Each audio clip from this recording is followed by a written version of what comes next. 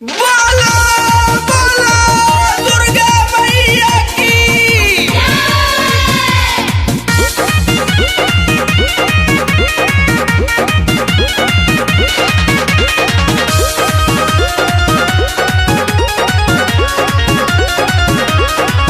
भोले माई के चरण कले पूजा रे चान अभी समर शादी चला पाटू है। भोले माई के चरण कले पूजा रे चान अभी समर शादी चला पाटू है नोह काटू है नौआ नोह काटू अंगूरी जाने काटू है नोह काटू है नौआ नोह काटू अंगूरी जाने काटू है।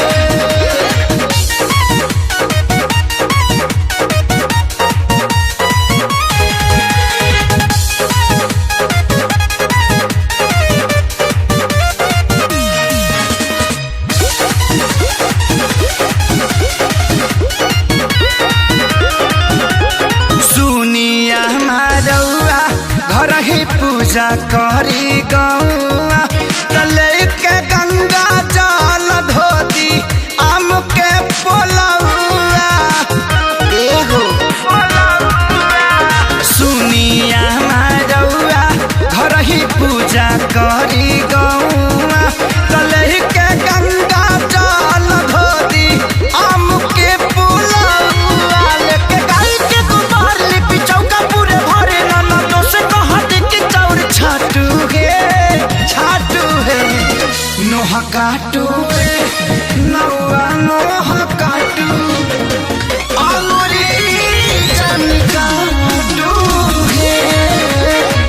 नोह काटू है नौआ नोह काटू अंगूरी जन काटू है।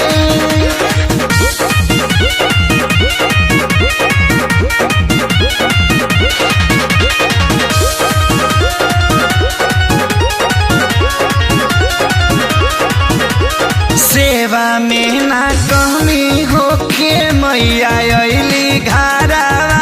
जादो जी लैले दूधावा उतारला करहावा सेवा में ना कमी होखे मैया अइली घरवा जादो जी लैले दूधावा उतारला करहावा सुन सही रखे सारी गलती करलो ना भारी आ सुनील कमल के डाटू है नोह काटू है नौआ